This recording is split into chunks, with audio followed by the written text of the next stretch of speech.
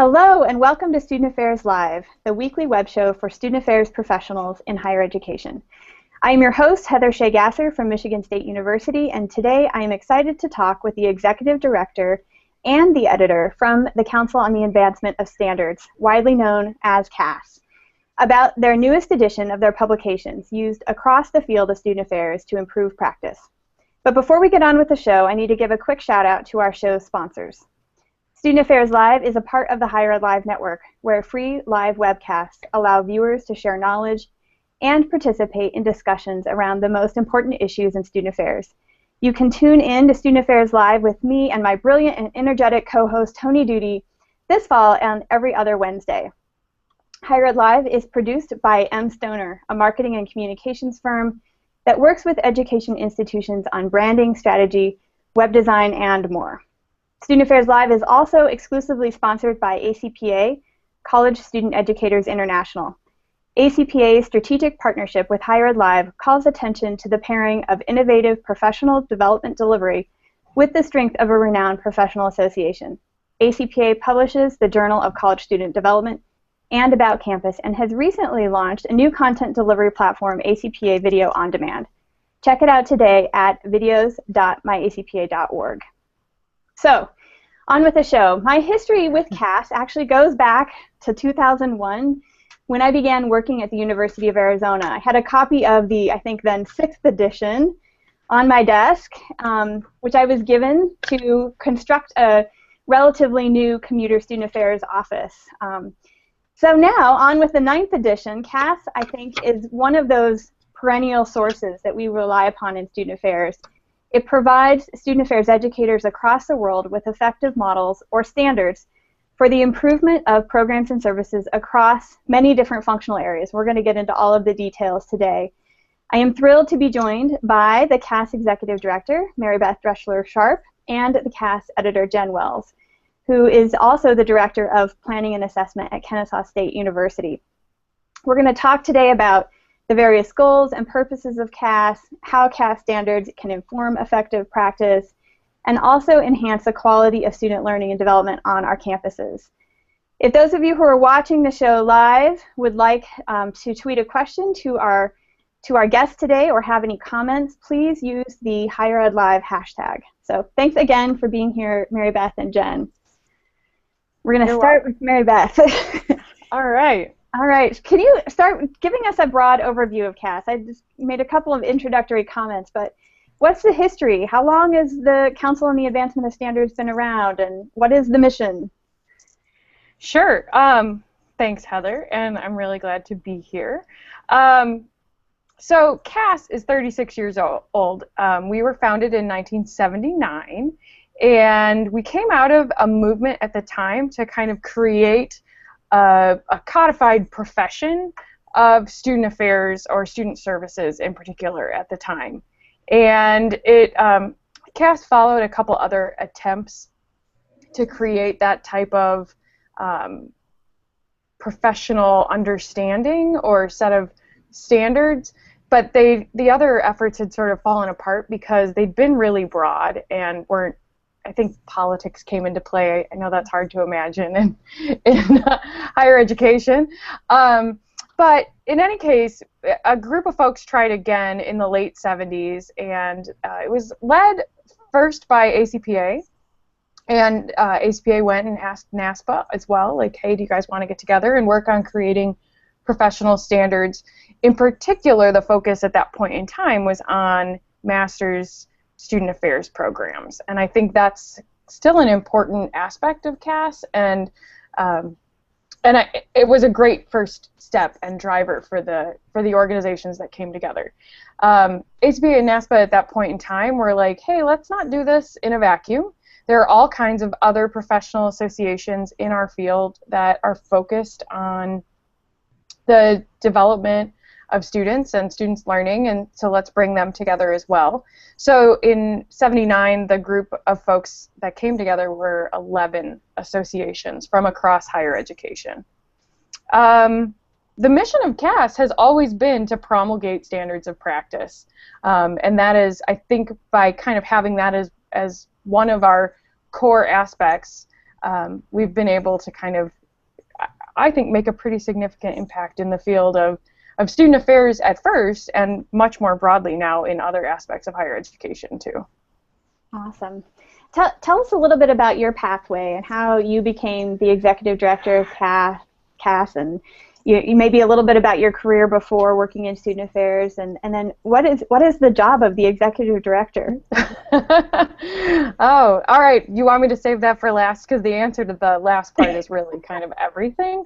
But that's not, except for the standards writing. So that's where our volunteers are really driving this initiative. So my path is that I, like a lot of our viewers out there and participants, I started out as an undergraduate student who was kind of in between decision points for what am I going to be when I grow up, and had a fantastic experience working in student media programs and leadership opportunities, was a resident assistant and so on. Went on from there to get my master's degree at the University of Central Missouri, and was a residence hall director simultaneously. Did that for a few years, moved over to the University of Missouri-Columbia, go Tigers, and was a full-time residence hall director there working with living learning communities. Decided to try my hand at the doctoral program opportunities that were available to me, and came out to the East Coast from the Midwest to the University of Maryland College Park, where I had the great fortune of studying with incredible faculty members, including then president of CAS, Susan Comavez, who was my advisor. Susan invited me, like she does or has always done for a lot of her students, to kind of try my hand at some CAS-related things, and I served as a note taker early in my doctoral career for a meeting during which we actually decided on the new categories of CAS learning outcomes, learning and development outcomes. So did some research on that with her. When I finished my degree, I was looking for an opportunity, and there was a position available with CAS as the interim executive director, and that was 3 years ago. Have grown the position to full-time over that period, and here I am. More qualified now for the position than I probably was when I started, but it's been an incredible learning opportunity. That's awesome. What a great story. I love hearing people's backstory and how they got involved and what their pathway was in student affairs. So yeah, thanks for sharing that. Jen, tell us a little bit about your pathway, how you became involved in CAS, and what did you do as the editor, or what do you do as the editor of CAS publications? Absolutely. Well, and thank you again for having us. This is a very exciting time for CAS. We've been working hard. So similar to Marybeth, which in all the time we've known each other, I never thought about the fact that we both came up through Wes Life.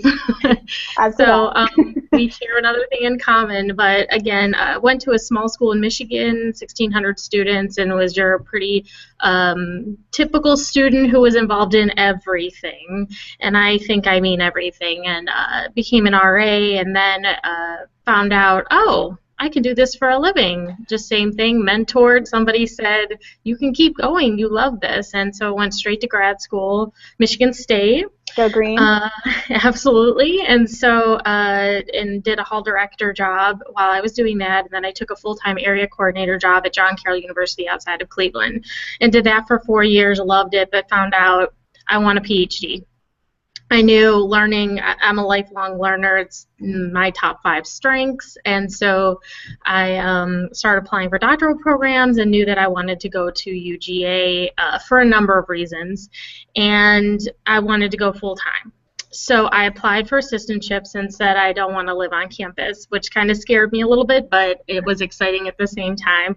And I got a call one day from Laura Dean, who was then the editor and became the president and is now the past president, saying, we'd like to offer you an assistantship with CAS. And I'll be honest, I knew of CAS, but I didn't use it. I didn't really know about it, but I knew that you don't say no. So I said yes. And I'll figure out what that means later. And so that was really where it all started. I was given an opportunity to be involved in a number of ways with CAS and had great insight and fell in love with assessment through CAS. I took another role while I was there in the vice president's office, and part of my agreement was, well, I get to still work with CAS, right?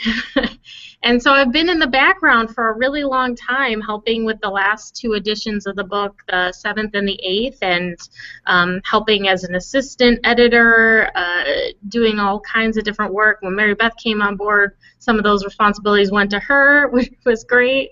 And then a year ago, I got a call from Deb Garrett, the current CAS president, saying, we'd like you to be the editor.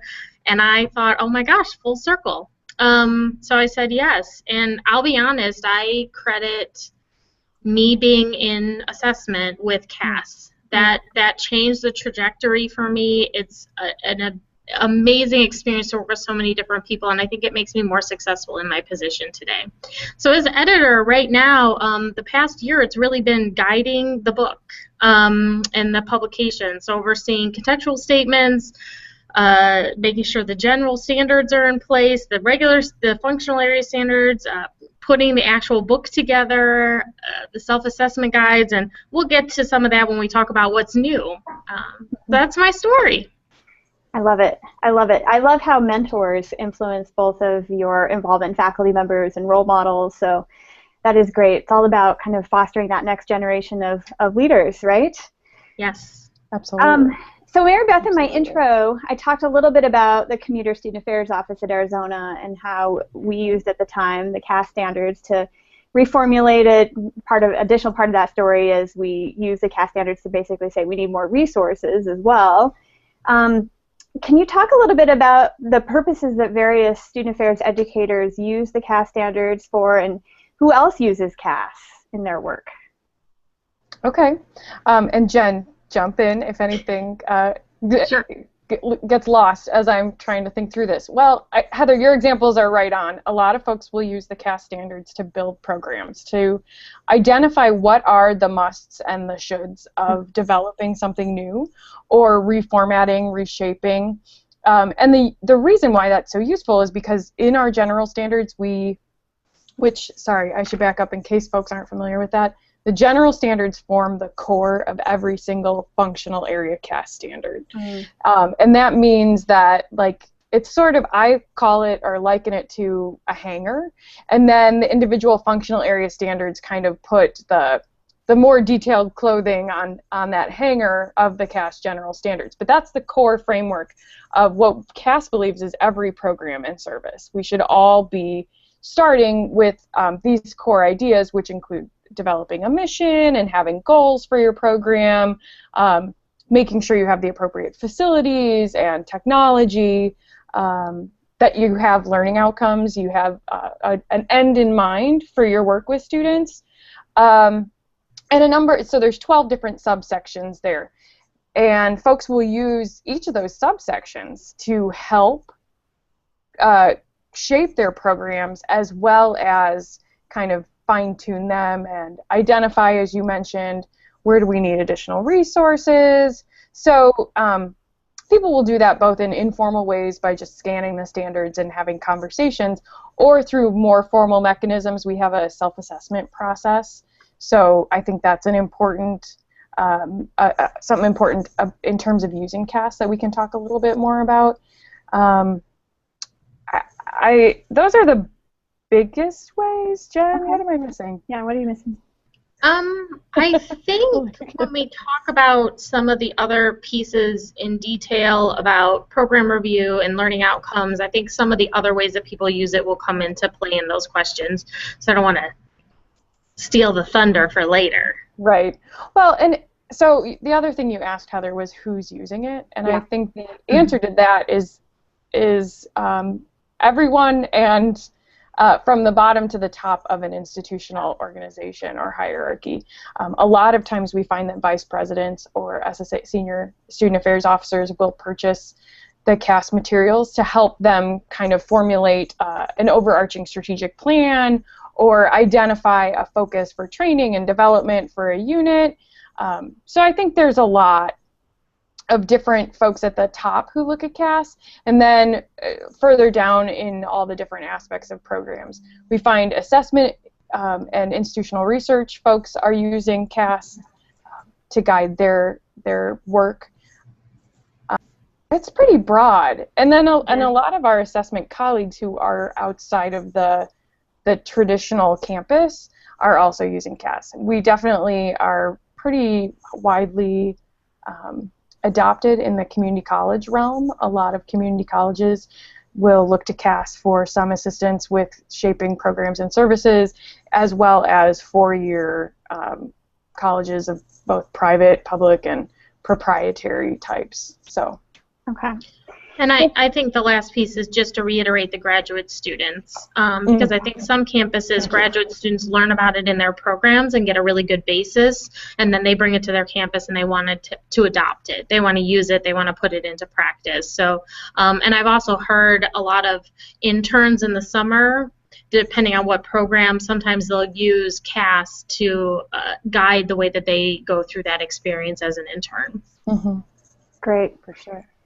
I am so grateful to all of the people who are tweeting along on our back channel, and we're going to try to integrate several questions as we go. But for now, I'm going to move on to my next question, which really has to do with who's involved. And in addition to you two and the board, maybe you could talk a little bit about the structure, and then you mentioned NASPA and ACPA, but there are many other associations. So how many? How do they get involved? What is their role as collaborators with CAS? Marybeth, do you want to tackle that one? Yes, I do.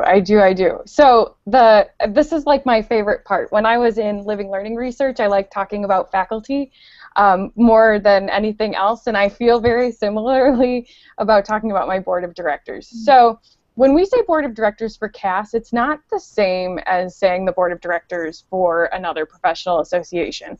That's all we have. We don't have general membership in the same way that a large professional association does. Heather can't join CAS.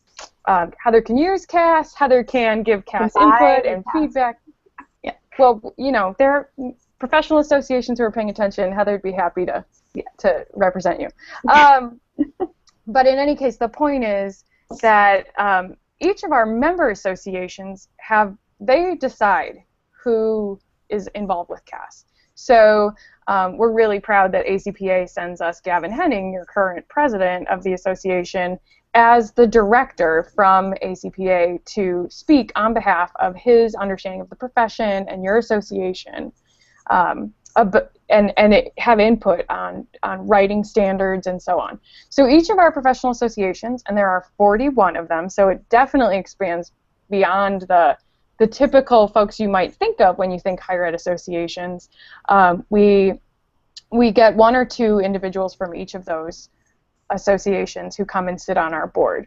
And if you do the math there, that means anywhere from 60 to 80 people who are really doing the lion's share of the work to create, revise, and promulgate the standards for CAS.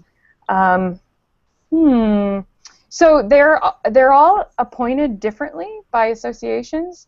Some associations choose to send CAS individuals who work in their offices. So one of my favorite examples is Tony Ellis from the National Association of College Stores came up through student affairs and has that kind of a background, but he works at the association and he is represented.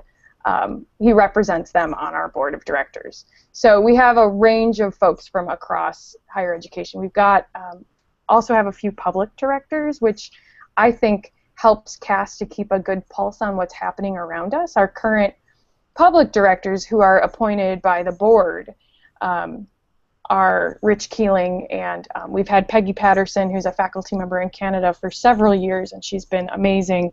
And we're bringing on a new public director this fall, Karen Solomon, who works at the HLC. So. Wow, so that's a lot of people. I can imagine that's a big job of coordinating meetings and getting everybody together and processes, right?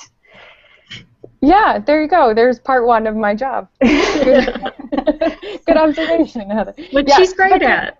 Well, I know, and it's not like it's hard. These are incredible people with awesome experiences all over the world. And I, when we come together, it's like a family. It's a community in that cheesy student affairs-y sort of a way. I mean, we love to get dinner together. We know about each other's lives, and yet we can also still haggle over what words belong in a set of standards and which ones don't. So it's really cool. Icebreakers and team builders and the whole. We do have some of those. Yes, absolutely. So I want to talk a little bit about how the learning outcomes in CAS. And Marybeth, I've been really grateful to have the opportunity to present with you at ACPA on a number of different things related to CAS. But I think promoting learning outcomes and how CAS uses their learning and development outcomes, with others in higher education. Can you talk a little bit about that kind of piece specifically? Sure. So CAS has learning outcomes that were originally written back in 2003, I think, and we had 16 big issues that we were addressing at that point in time through these learning and development outcomes.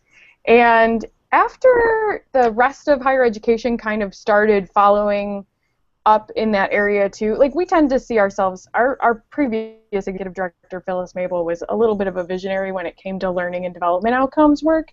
And so we did get stuff in there into the CAS standards a little bit on the early side.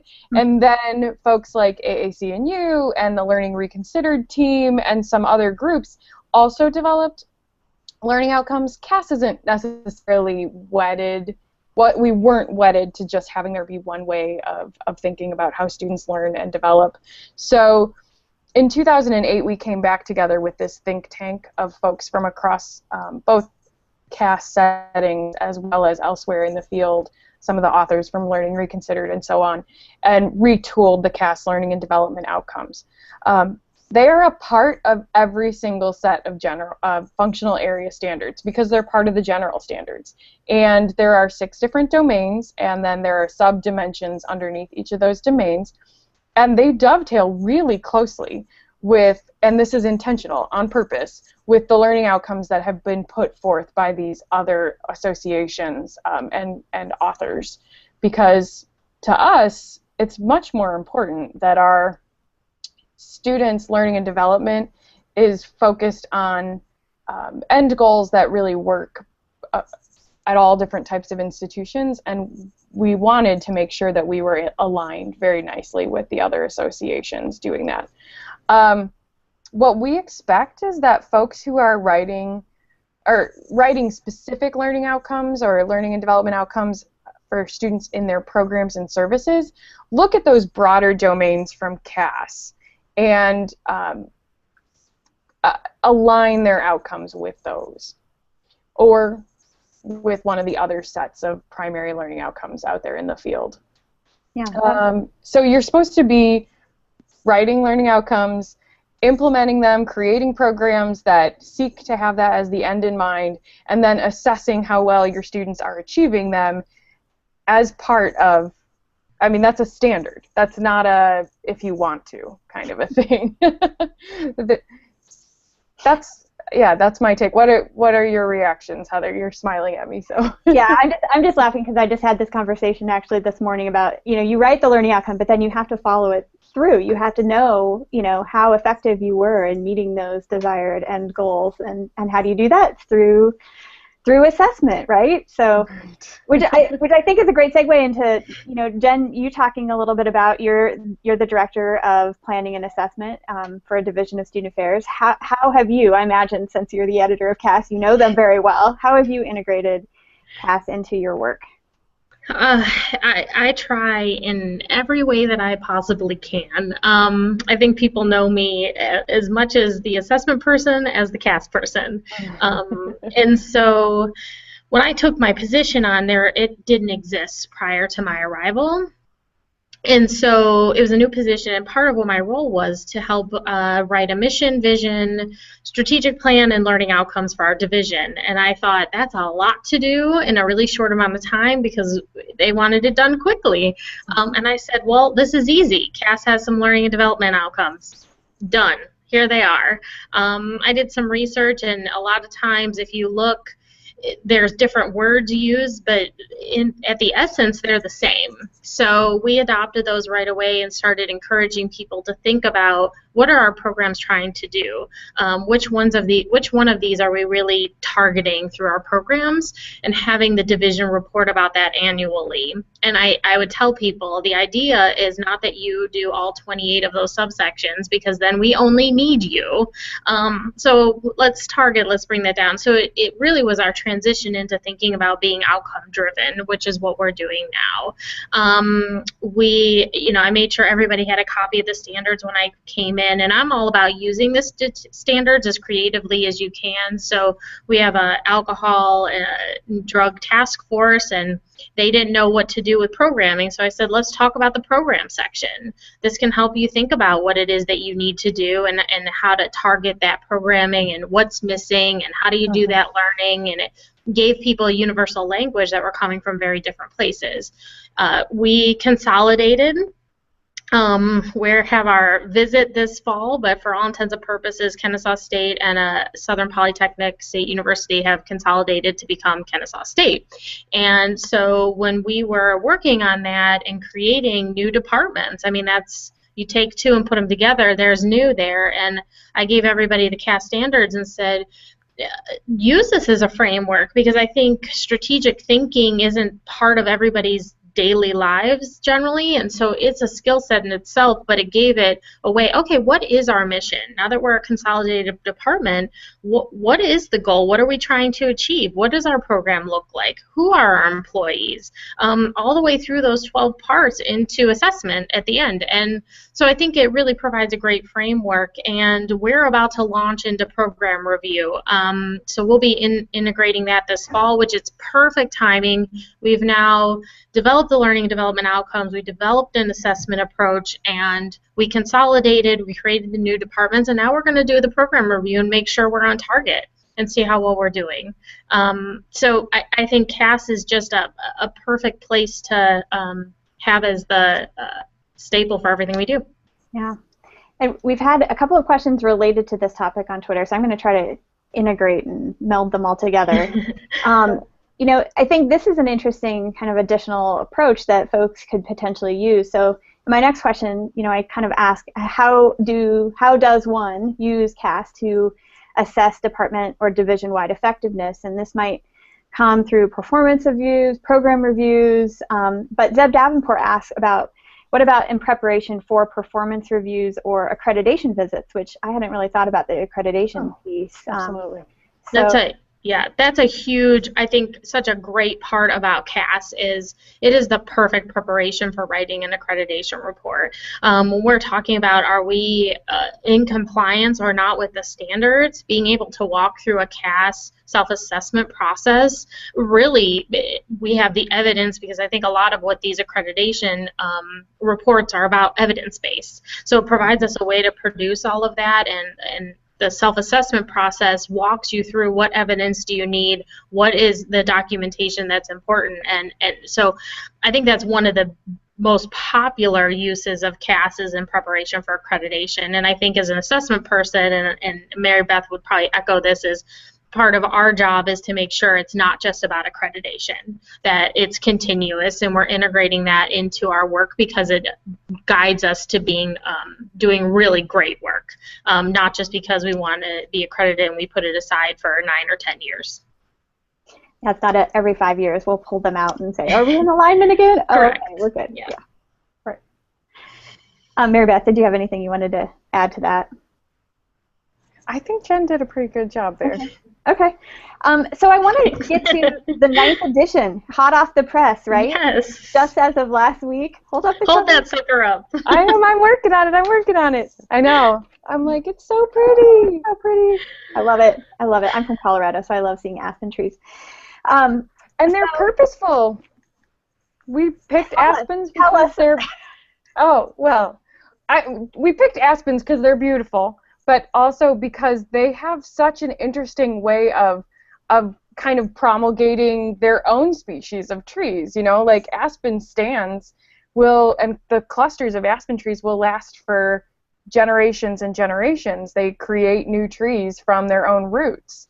So, and they can withstand just about anything, just like I think our profession is showing that it is able to do. And so we think that CAS provides some of that stability in the root system for our profession, the same way that trees, these aspen trees, do for one another.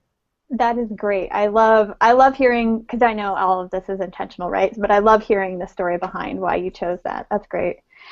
Tell us a little bit about, Jen, as the editor, I'm sure you're familiar with kind of some of the changes that were made, but what specifically was updated in the 9th edition now that it is hot off the presses and hopefully headed to the various campuses around the country? Mm-hmm. Absolutely. So I think I'll separate the changes into two areas. One that was driven by CAS itself, and the other that I think I brought to the table with Marybeth as a partner. I think as an assessment person, I'm constantly looking for feedback. What can we do better? How can we improve? And so I brought that to the table here, listening to some feedback. So I'll start with the things that CAS drove in the new edition, and I hate to read this off, but I think it's important. Our general standards were revised, which means that all 44 additional functional areas are all brand new because of those general standards. And I think, so just to know, there is new material. This isn't the same book as you had in the 8th edition. But we also revised additional functional areas over this time, and I'm going to read those out. I hate to read a list, but I think it's important. It might catch your ear. Academic advising programs, alcohol and other drug programs, civic engagement and service learning programs, which people will note has a name change with that added civic engagement piece. College Honor Society programs, also a name change. Disability resources and services, financial aid programs, housing and residential life programs, master's level student affairs preparation programs, orientation programs, sexual violence related programs and services, which again reflects another name change. And I think also for that one specifically, with everything that's happening in the country right now related to all of these areas, this is particularly important. And student conduct programs, and then women's and gender programs and services, which is also reflected of a name change. So you can see I think we still have that core with CAS, but we're always looking at what's the longevity, what's really in place. So those are our new areas. But what else is new about the book is, one, we went full color. So we've always been, CAS has been known as the blue book, and it's still blue. Marybeth can hold that back up and show the back is all blue, so it's all still the blue book. But the front is new color. The actual texture of the book, or whatever you use to call that, is different. It's a little shinier. Somebody at Kennesaw State, his name is Ed Bonza, designed that cover for us and took our vision and was able to put that. So we're really excited about that. The front material of CAS was updated. Marybeth did a lot of that writing, and so you'll find, I think, more context to help you understand CAS. People will often every now and then say, oh yeah, I read the CAS book, and I said, that is not the point. I have read the CAS book, but that's probably because I put that book together. Marybeth has now read the CAS book. It's not designed to be read from cover to cover, but I would encourage people to read that front material, because I really think it will help provide an understanding and a framework for how you use CAS, what does CAS mean, what's the mission, all of those pieces. It's a new design inside, so it has a new look, a new font, which should hopefully increase the user-friendly readability of it. At the back and on the back cover itself and in the back of the book, you'll find some accolades from various users. We wanted to target anybody and everybody to show that CAS has meaning regardless of the work that you do. And one of the big pieces is it will be coming out soon as an ebook. So you don't necessarily have to have it in print. You can have it as an ebook. The price is still the same, if that question is out there, but it will have that format. And hopefully we'll get some time. I don't want to take too long to talk about the self-assessment guides, which are also reformatted. I don't know if you want me to talk about that now. We're definitely going to get to that. I think that's in my one of my questions. Awesome. Marybeth, on this same vein, in terms of the standards and all of the updates that were made for the 9th edition, can you talk a little bit about the process? And we had a question from Twitter from Andy Gilbert, who asked about, how all of those organizational ambassadors, add their perspectives to proposed changes to CAS. And maybe you can talk about, like, what does that look like when you decide you're going to revise a standard? Yeah, no, I love that question. I think that's so important because the relevance of our standards is completely driven by how they're written.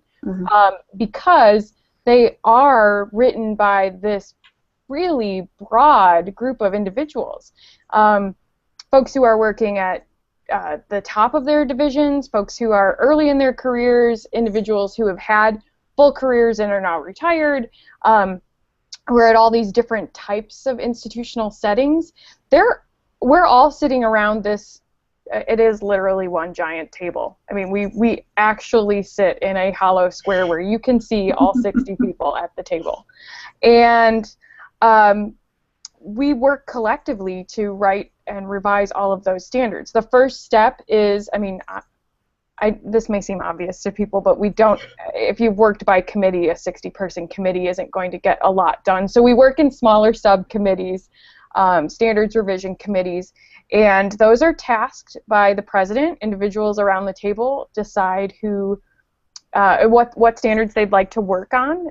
We have our standards revision process scheduled out till 2022 right now. Wow. And yes. And there are some slots for, if the institution if the field sees an area codifying that we need to weigh in on, we can create new standards. But nonetheless, we have a plan, and each standard gets a set of standards gets a really close look by a smaller subcommittee every 10 years or so at this point. And the person who chairs those standards revision committees are not from that unit. So the person chairing Housing and Residential Life is not from a CUHO-I. They're not the housing director, or haven't necessarily come up through that field. It's intended to be a more impartial perspective, being leading those individual revisions. And then the experts from within the field serve on the committee, and other interested individuals from around the CAS table are involved in that process. The committee will send drafts of CAS standards out to experts from the field who are recommended by the member associations, as well as by the individuals who are sitting on that committee. Those external experts will weigh in on every set of standards and give some additional direction and feedback. Then the committee does another solid draft. When they feel like it is just about there, they'll send it to the executive group, who are comprised of folks who've been around the CAS table for quite a while, typically, and at that table will also read through those standards, give some additional broader CAS level input, thinking about it from how do we write all of our CAS standards, and giving that perspective to each set. Then the committee will maybe work a little bit more with that feedback, and when, again, they feel like it's good to go, it goes to the full board. So those 60 to 80 people who are actively involved with CAS. There are conference calls for people to weigh in and ask questions, and if this is sounding like it's a pretty intensive vetting process, it's because it is. I mean, and that's why I think sometimes people say, well, anybody could do this. That's the point. That's exactly the point. The CAS standards are intended to be achievable by any program of quality. And so they're not, we say, like, we're not on the bleeding edge. We are following the field in this area. We're creating standards that people can actually meet. Now, within every set of standards, we have guidelines that go above and beyond, potentially, give direction to emerging units or emerging areas, but yeah, there's a lot of purpose in that process. Almost every set of standards, by the time it gets to the full board meeting where we're all sitting there and looking at them, is unanimously approved, because we've all weighed in. We've all already said our piece, and we are we're all proud to call them standards that we've helped to create. So Did I cover the whole Yeah. thing there? Was there anything missing? If you think it takes 18 months to 2 years to revise a set of standards, you're correct. And sometimes longer. We are in the process of writing student media program standards, and there's a lot of really important conversations that have had to take place in that because those of you who work on campuses know student media is different depending on the control of the institution, whether you're a public or a private, and there are some things that are not going to be achievable, even though we might hope for them. So we've been really intentional and purposeful in all of these standards. I think for somebody who was involved with CAS in the background for so long, when I sat at the table for the first time to review the standards, I mean, that intentionality piece is so true. I mean, it was really impressive for me to see, and I think I knew that from the way that I read them, but those words we don't just use words. I mean, they have meaning. If we choose one over another, it's because that's really and truly what we meant. It's a really powerful, neat process. Maybe someday we'll offer more visits to meetings so people can really see how that plays out. Right.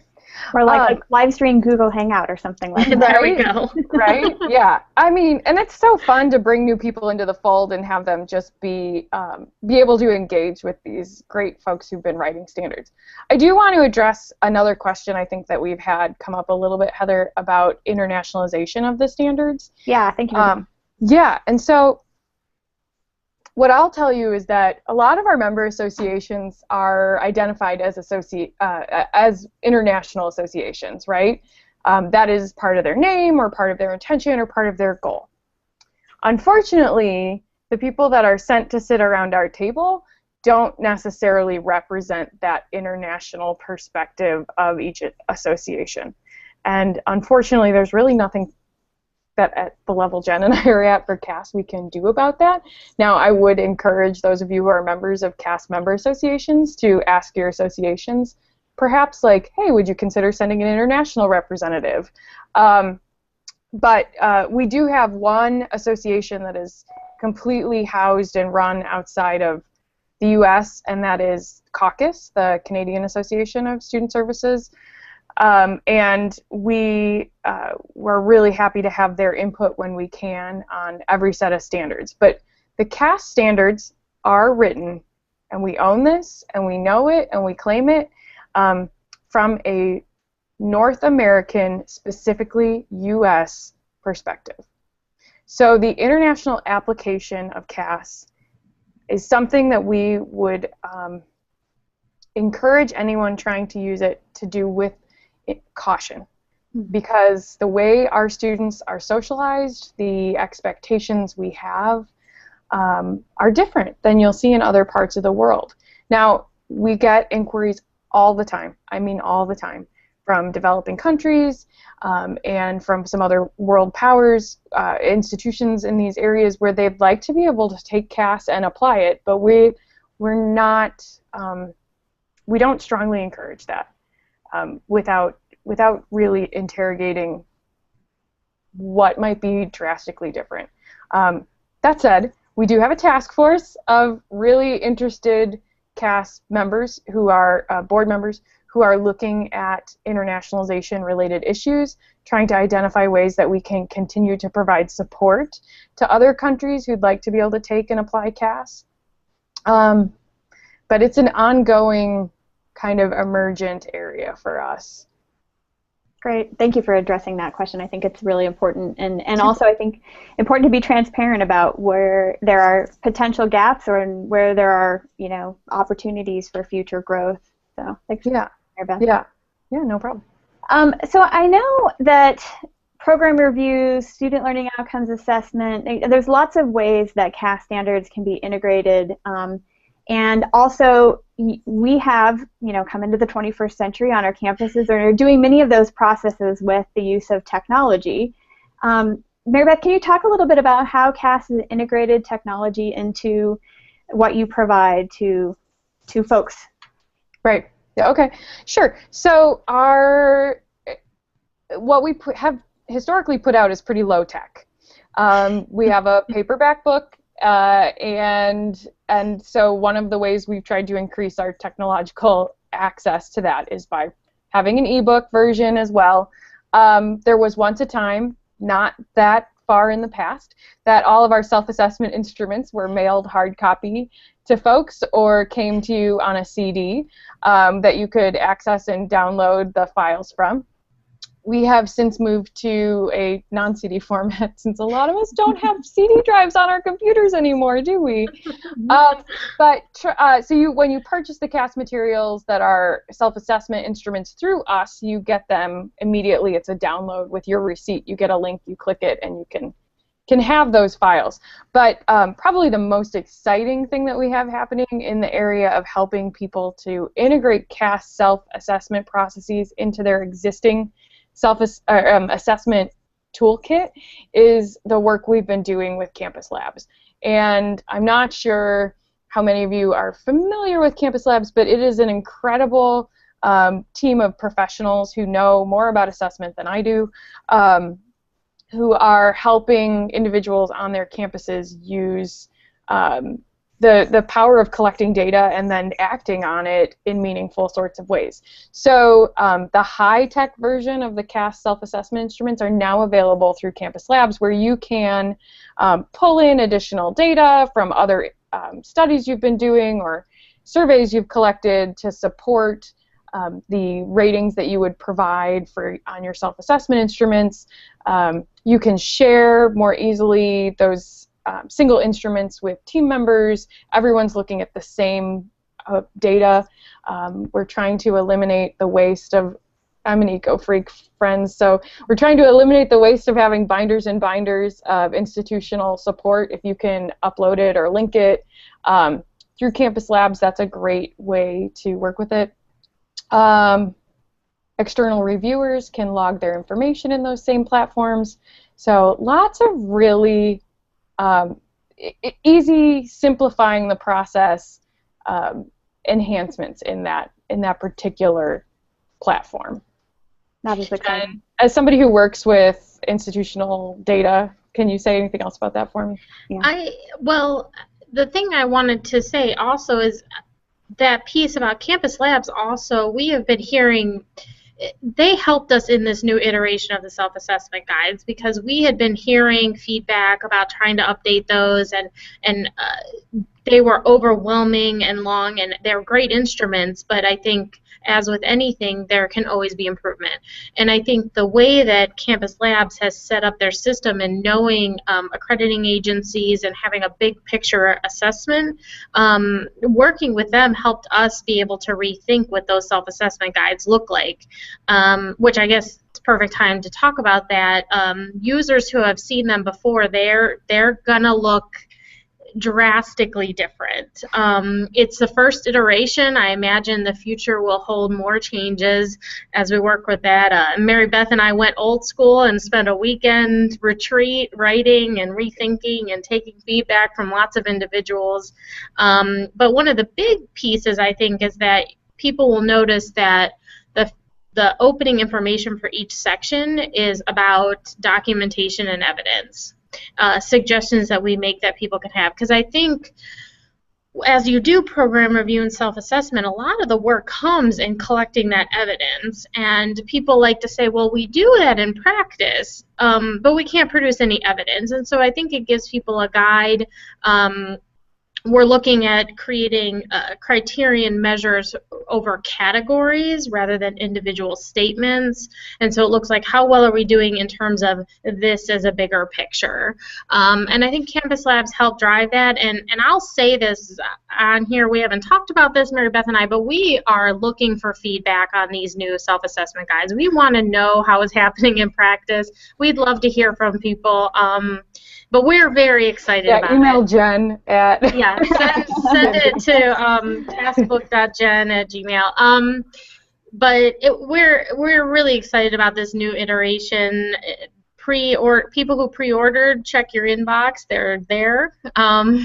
So I think for us, I think we're trying to really move using the technology that we have, and even in the redesign, I think that's part of what we use. So. Mm-hmm. Yeah, I mean, and I would also say just going to the CAS website, which we're going to tweet out a link to that website now. There are tons of great resources there, and you know, all the way from frequently asked questions to a glossary, and then of course the whole list of all of the standards. And then to get the materials, you have to order them, but the website is fantastic. Yes, absolutely. And it's so you see, Jen and I are we are the compensated staff members for CAS, so bear with us while we get the website updated to include all of the most current information. Our priority has been lately to get you the new materials. We'll get those things that are complimentary and available through us online for you as soon as we can. So come back if you don't see what you're looking for right now. Cool. But yeah, it's pretty good. It's good stuff. Like, we've done a lot of really neat things in the last couple of years. But the foundation is solid, so it was easy to build on, right? Like, we can talk, Jen and I can talk a lot about how CAS has become what CAS looks like today. But we wouldn't be who we are if we didn't have these giants, whose shoulders we've been standing on for years. When you look at a list of previous CAS directors representing associations, you see names of people who've written the theories and the textbooks and the information that we've been reading. You know, Ted Miller was honored a few days ago by some alum from the University of Georgia for his contributions, along with a colleague of his, Roger Winston, to the field. And without Ted Miller, CAS wouldn't be what CAS is. And if you go back and look at your Miller and Kramer and Winston books, you'll see names of people who've written and have created CAS into what it is. Jen and I and others who are on CAS now hope to be the next generation of those leaders, and we're really looking to honor our field as it's sort of evolved. And so we've done some really awesome stuff lately, but it has come out of an incredibly solid foundation. That's awesome. So I want to move towards the practical application and integration on a campus. So I'm not an SSAO, but if I was an SSAO and I was thinking about integrating, I'm watching the show today, and this is all new to me. I can't imagine that actually being the case if you're an SSAO, but it could be. And I want to integrate CAS across my division. Jen, how would you recommend I go about doing that? Well, first I would say, and I think this is true just for assessment in general, being a champion for the process. Sometimes I think we hear that a lot, but that value cannot be underrated. It is so, when an SSAO puts a stamp of approval on something like CAS and assessment, it trickles down. And I think here at the campus, the support came from the top down, and it's become more voluntary. At this point, I don't have to say, oh, well, the vice president said you had to do it. It's just become the framework and part of our culture. And so I think there's easy steps to take, and there's more complicated steps to take. So, for example, we adopted the CAS learning and development outcomes. That's an easy piece to look at doing, especially as I think the standards would tell you. We should be looking at what our learning outcomes are on a regular basis, making sure they're accurate.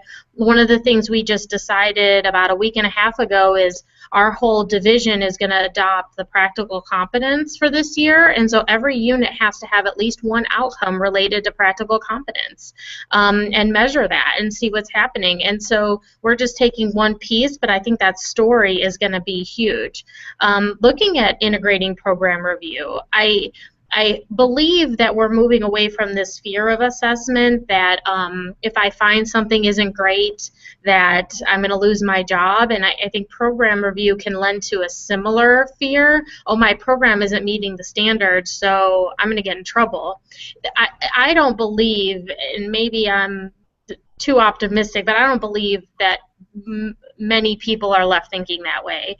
And so to me, what I tell people is, we're never perfect individuals, and our programs and our services are not perfect either. And so how valuable is it that we have resources out there that can help us figure out where we can be better? And then we can tell that story. We can say, you know what, I found out maybe we're not doing this great, but we made this change and now we're doing it better. That's a powerful story, and that's way more powerful than 99% of our people are happy. I want to say, you know, that's what I think we got stuck in. And there was a question about the difference between CAS and assessment, and I think there's a lot of overlap, and we could clearly spend an hour talking about what that is, but I like to think of CAS as, when we look at program review or self-assessment, that we're looking at the health of our department. We're looking at it overall, and we're trying to look at it from a more objective point of view. That CAS says these are the things that you need to be doing your job well. Not to be the best practice, not to be the superstar. And so I think CAS helps us look at that, and for assessment, it's usually driven on what you want to know. So what is it that I want to know, and how do I measure that? And so we can ask that in a lot of different ways, but that drives what your assessment is, but CAS takes it as an overall picture.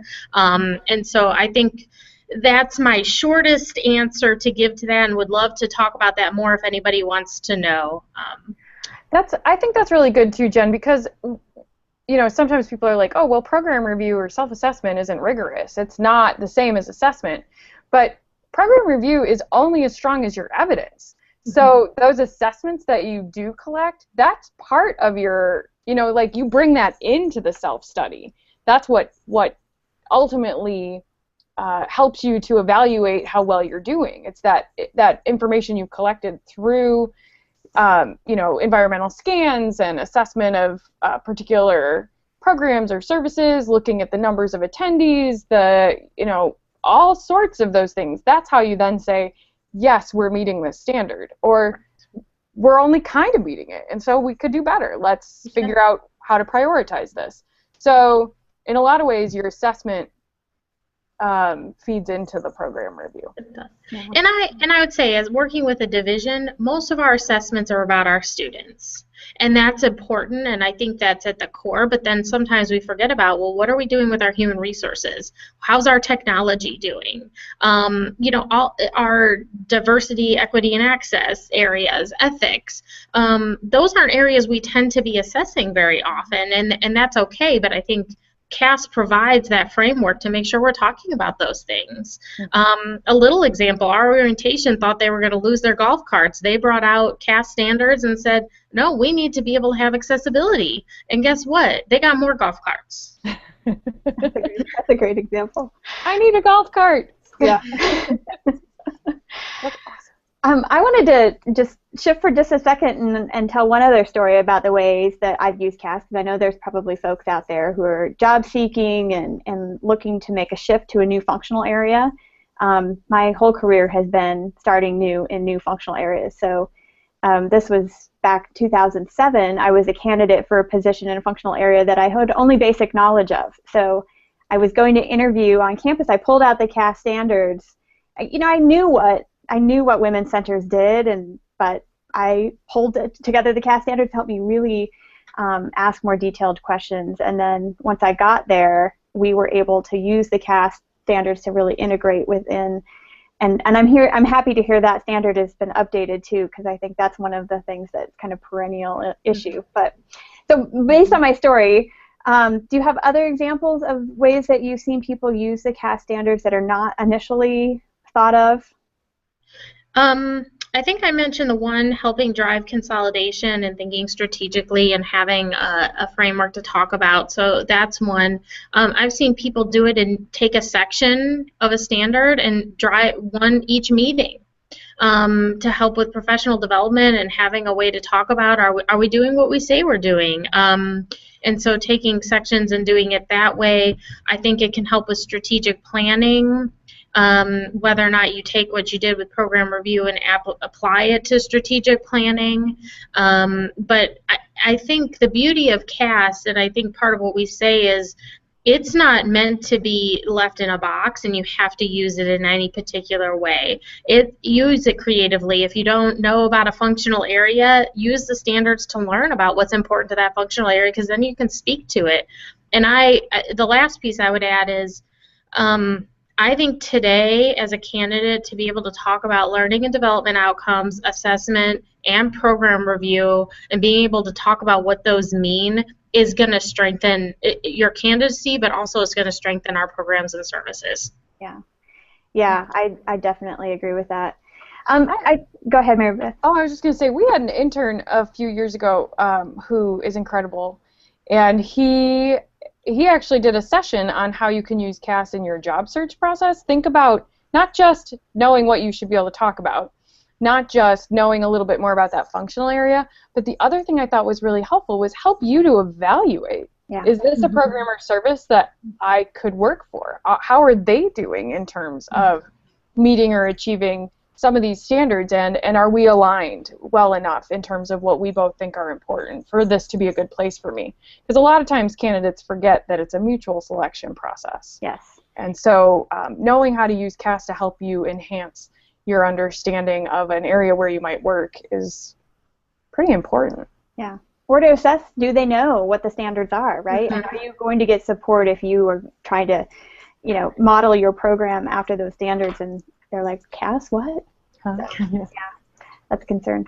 So, Marybeth, I want to return to a question that was asked on the Twitter feed at the beginning and kind of integrate it to this last one. How do the CAS standards interact with other standards out there? And specifically, Gavin, Yes. who should know this? Because he's Gavin knows this. Good question, Gavin. Thank you. How does this relate to the NASPA ACPA professional competencies document, which has just been revised? So maybe you can speak a little bit to that too. Sure. I'm going to start with the first part because that's pretty straightforward for me when I think about it. So a lot of the standards that are written out there by individual professional associations who are also CAS members have, we're looking across those two sets. Now, for example, NACE, the National Association of Colleges and Employers, has an incredible set of standards for folks who are working with career development programs. And when the CAS standards for career services come up, we're actually looking at those sets of standards that NACE has already developed and saying, what if this needs to be integrated into CAS? And NACE does the same thing back and forth. Similarly, ACUHO-I has their own set of housing and residential life program standards that are modeled and match up very nicely, I think, with the CAS standards. And so they overlap. What CAS provides that no individual functional area set of standards can provide is a consensus across the field. So it's important to just think that sometimes ours may not be as specific because the whole field doesn't agree with that. And so I think we're a little more middle of the road on some of our standards than some of the associations' functional area standards might be. In terms of the ACPA NASPA competencies, CAS doesn't write competencies necessarily the same way, and we're writing about what you need to know or be able to do in your program or service, not necessarily in every aspect of your professional career. So I think that's they overlap, but hopefully what you're going to get out of working with the ACPA NASPA competencies is a kind of a trajectory for your entire career and your professional development more broadly than just within any single functional area standard. Now, you could look at the general standards for CAS and say, oh, wow, I need to know how to think about these things. And those will align nicely with what you see in the competencies because ACPA and NASPA have looked at our stuff and we've looked at the competencies in terms of revising those general standards. So they do line up, but they serve different purposes in the field, and both, I think, are really important. I would add another way to think about it too is, to me, the ACPA and NASPA competencies are about me and as an individual and how I can be a better whatever it is I want to be, and what I need to learn about. And I think CAS talks more about the program. And so I think that's one different way, but I also think CAS could provide the avenue by which you can gain knowledge in those competency areas as well. So just two other pieces. Yeah, they go together, they're complementary, but they don't function the same way. Absolutely. Right. Final thought. Should we move on to our last kind of thought? What, regarding, we've talked a lot about everything with CAS today. What else would we need to cover to kind of end today's show, Jen? I think one thing is know that there's lots of ways that we talk about CAS. Most professional conferences or association conferences will have sessions about CAS, so look for those. Those tend to be board members or exec members who are really familiar with CAS. Again, we'd love to hear from you. We want to know how you think about CAS, how you use it, help teach us too. But we have some potential webinars coming up, some blog posts.